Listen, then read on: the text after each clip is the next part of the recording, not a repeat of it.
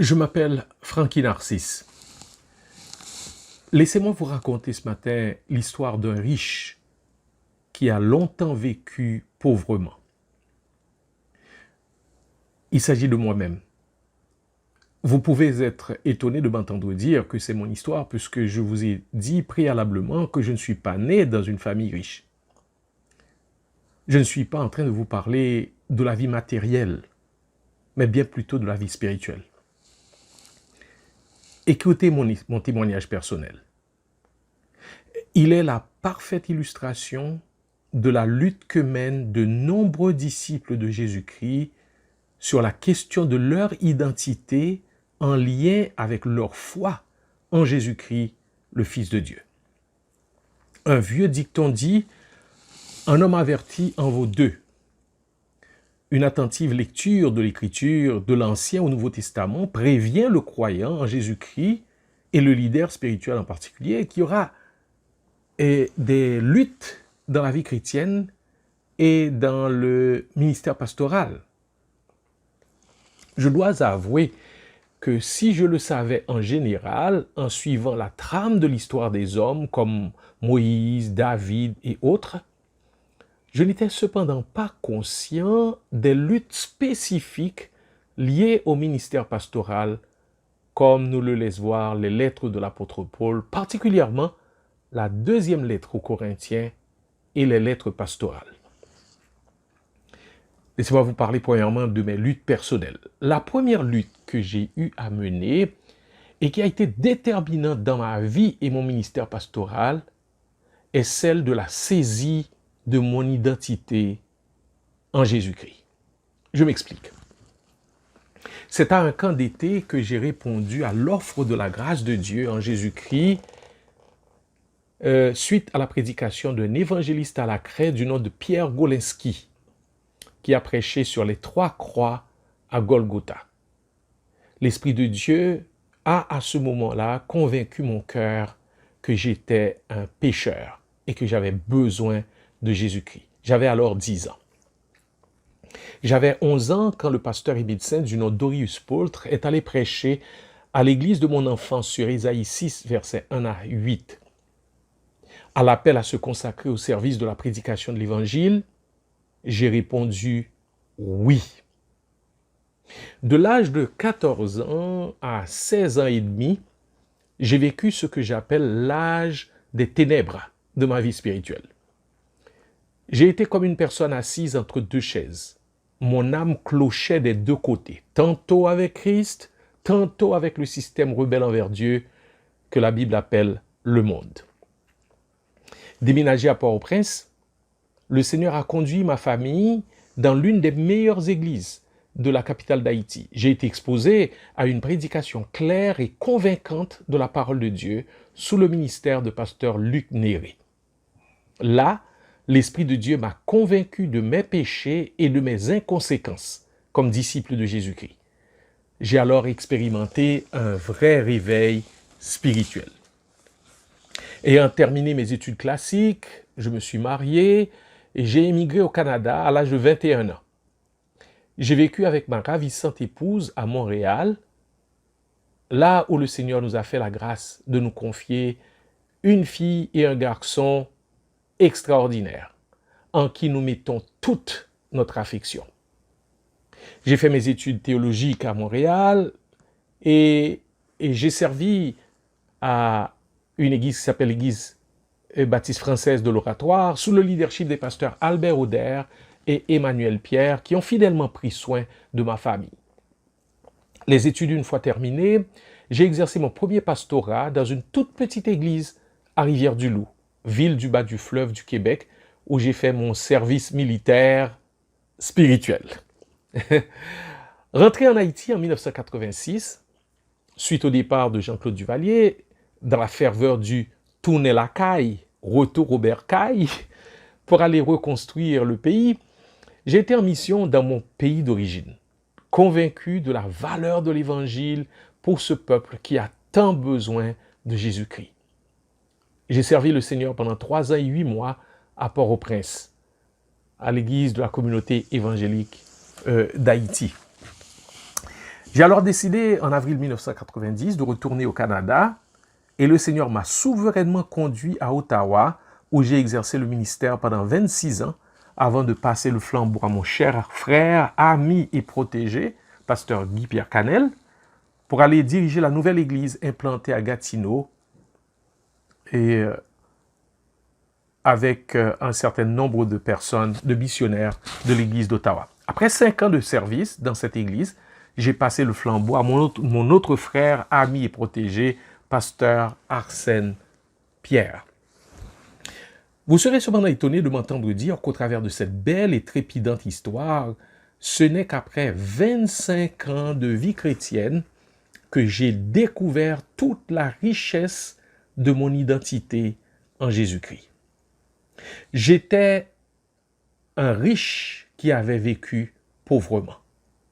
Dieu s'est servi du livre de Neil Anderson. Neil, N-E-I-L, Anderson, A-N-D-E-R-S-O-N, livre intitulé « Une nouvelle identité pour une nouvelle vie ». Oui, Dieu s'est servi de ce livre pour m'ouvrir les yeux sur mon identité. Et qu'est-ce que j'ai réalisé dans cette découverte qui a radicalement changé ma perspective de ma vie personnelle, de ma vie de couple et de mon ministère? Eh bien, entre autres, 2 choses. Premièrement, je ne savais pas qui j'étais. Je me définissais à partir des valeurs du monde par lesquelles les gens cherchent leurs valeurs, leur sentiment d'appartenance et leur sentiment de sécurité. Les gens qui sont dans la vie et dans la mort spirituelle définissent leurs valeurs par leur apparence, leur performance ou leur statut. Je n'étais pas conscient que tout en étant authentiquement sauvé par la seule grâce de Dieu, par le moyen de la foi, sur la base de ce que Christ avait fait à la croix de Golgotha pour mon salut, je ne savais pas qui j'étais. Je me définissais à partir des catégories du monde. Je n'avais pas la bonne réponse à la question « Qui suis-je » Dieu s'est servi de Neil Anderson pour ouvrir mes yeux sur les extraordinaires réalités d'Éphésiens 1, versets 3 à 14. Entre autres, après avoir parlé de tout ce que nous avons en Christ, et souligné l'expression « en Christ », l'apôtre dit ceci. « C'est pourquoi, moi aussi, ayant entendu parler de votre foi au Seigneur Jésus-Christ et de votre amour pour tous les saints, je ne cesse de rendre grâce pour vous. Je fais mention de vous dans mes prières, afin que le Dieu de notre Seigneur Jésus-Christ, le Père de gloire, vous donne un esprit de sagesse et de révélation qui vous le fasse connaître.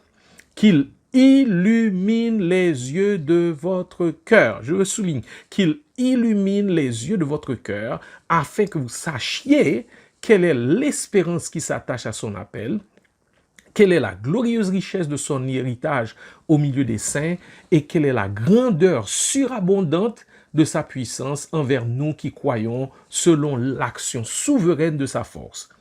Il l'a mise en action dans le Christ en le ressuscitant d'entre les morts et en le faisant asseoir à sa droite dans les lieux célestes au-dessus de toute principauté, autorité, puissance, souveraineté, au-dessus de tout nom qui peut se nommer, non seulement dans le siècle présent, mais encore dans le siècle à venir. Il a tout mis sous ses pieds et l'a donné pour chef suprême à l'Église, qui est son corps, la plénitude de celui qui remplit tout en tous. Éphésiens chapitre 1, versets 15 à 23. Loin de moi la pensée de faire ici l'exégèse de ce texte si riche en vérité spirituelle. Je vous réfère à l'enseignement de professeur Dominique Ranger sur la lettre aux Éphésiens, disponible sur le blog Tout pour sa gloire. Tout pour sa gloire. Je me contenterai de souligner la requête de Paul en faveur des croyants de la ville d'Éphèse. Il dit ceci, que Dieu illumine les yeux de votre cœur afin que vous sachiez. Je vais répéter, que Dieu illumine les yeux de votre cœur afin que vous sachiez. J'avais besoin de cette illumination produite par l'Esprit de Dieu qui a utilisé la parole de Dieu pour me permettre de voir ce qui n'était pas évident à mes yeux et à mon cœur. J'étais un riche en Jésus-Christ qui vivait pauvrement par ignorance.